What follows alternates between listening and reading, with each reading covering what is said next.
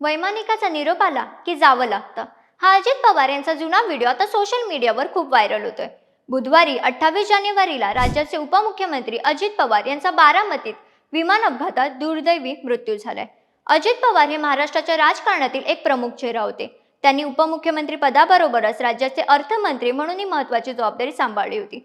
जिल्हा परिषद आणि पंचायती निवडणुकीच्या प्रचार सभेसाठी ते त्यांच्या खासगी विमानाने मुंबईहून बारामतीला जात होते आणि याच दरम्यान बारामतीत लँडिंगच्या वेळी त्यांच्या विमानाचा दुर्दैवी अपघात झाला, ज्यात अजित पवार यांच्यासह 5 जणांचाही मृत्यू झालाय. या सगळ्यानंतर आता या विमान दुर्घटनेतील अनेक घटकांचा विचार होतोय. यामागील कारणे शोधण्यासाठी सखोल तपास सुरू आहे. यातला एक मुद्दा म्हणजे अजित पवार ज्या विमानातून प्रवास करत होते त्याची चर्चा होते. ते विमान कोणते होते, त्याचा इतिहास काय, याआधी घडलेल्या अपघातात नेमके काय झाले होते, शेवटच्या क्षणी नेमके काय घडले, अजित पवारांनी विमानात बसण्यापूर्वी शेवटचा कॉल कोणाला केला होता, या सगळ्या प्रश्नांची उत्तरे जाणून घेऊयात या व्हिडिओमधून. नमस्कार, मी निर्मिती वनगले आणि कॅमेरावर आहे सुमित घोरपडे. तर अजित पवार ज्या विमानातून प्रवास करत होते त्या विमानाचे नाव बॉम्बार्डियर लिअरजेट 45 हे एक चार्टर विमान असून त्याचे एकूण वजन हे 9,752 किलोग्राम इतके होते. हे विमान VSR वेजर्स प्रायव्हेट लिमिटेड कंपनीचे असून याआधी या विमानाचा अपघात झाल्याची माहिती आहे. या माहितीनुसार 14 सप्टेंबर 2023 रोजी हा अपघात झाला होता. हे विमान त्यावेळी विशाखापट्टणमहून मुंबईला निघाले होते. त्यावेळी मुसळधार पाऊस आणि स्पष्ट दिसत नसल्यामुळे मुंबईतील छत्रपती शिवाजी महाराज आंतरराष्ट्रीय विमानतळावर लँडिंग वेळी हा अपघात झाला होता. मात्र त्यावेळी सुदैवाने कोणतीही जीवितहानी झाली नव्हती. मात्र यावेळी पुन्हा एकदा त्याच विमानाचा अपघात झाल्यामुळे गेल्या 2 वर्षात एकाच कंपनीच्या विमानाचा 2 वेळा अपघात होणे हे आता चिंतेची बाब ठरली आहे. 2023 मध्ये या अपघाताचा धडा घेऊन या विमानाच्या सुरक्षेकडे लक्ष देण्यात आले होते का, असा प्रश्नही आता उपस्थित होऊ लागलाय. लिअरजेट 45 या विमानाचा इतिहास लक्षात घेता जगभरात याचे अनेक अपघात झाल्याची नोंद आहे. या नोंदीनुसार हे अपघात नेमके कुठे आणि कसे घडले त्याचा आता थोडक्यात आढावा घेऊया. तर साल 2021 मध्ये मेक्सिकोमध्ये हे विमान कोसळून झालेल्या दुर्घटनेत एकूण 6 जणांचा मृत्यू झाला होता.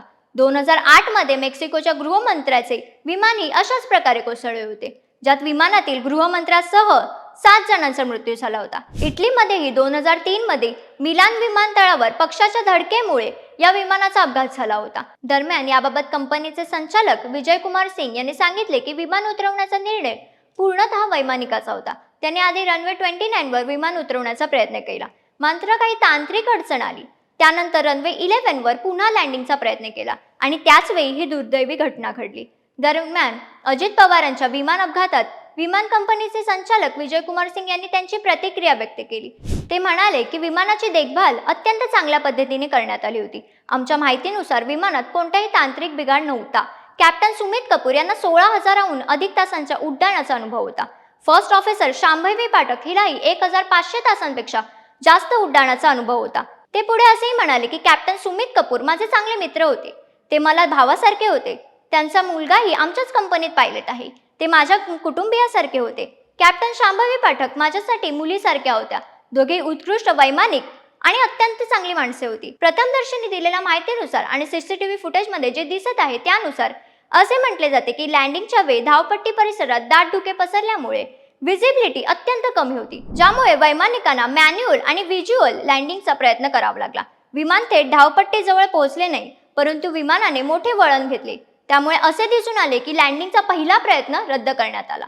दाट धुके असल्यामुळे पायलटला धुक्यात धावपट्टीशी जुळवून घेणे कठीण झाले होते. DGCAने दिलेल्या माहितीनुसार लँडिंग दरम्यान सुमारे 100 फूट उंचीवर विमानाचे संतुलन बिघडले आणि रनवेवर पोहोचण्यापूर्वी विमान जमिनीवर आदळले. DGCAने दिलेल्या माहितीनुसार लँडिंग दरम्यान सुमारे 100 फूट उंचीवर विमानाचे संतुलन बिघडले आणि रनवेवर पोहोचण्यापूर्वी विमान जमिनीवर आदळले.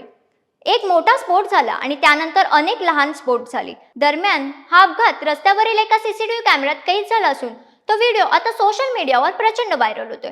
मात्र या घटनेनंतर बारामती विमानतळ, instrumental landing system, table top runway तसेच हवाई वाहतूक सुरक्षा असे अनेक मुद्दे चर्चेत आले आहेत.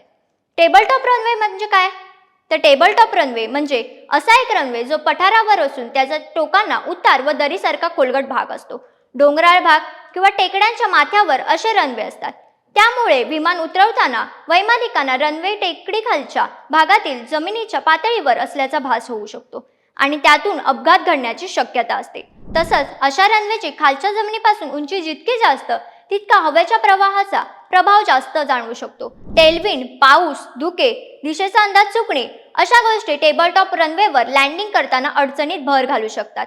बारामतीमधला विमानतळ हा टेबल टॉप रनवे असल्याचे DGCAने कुठे अधिकृतपणे म्हटलेले दिसत नाही. पण इथल्या रनवेच्या टोकाला उतार असल्याचे अपघातस्थळावरील फोटोमध्ये दिसत आहे. ज्या रनवे 11 वर म्हणजेच आग्नेय दिशेकडे जाणाऱ्या धावपट्टीवर अजित पवारांचे विमान उतरत होते तिथे रनवेच्या आधी एका दरीसारखा छोटा खोलगट भाग आहे.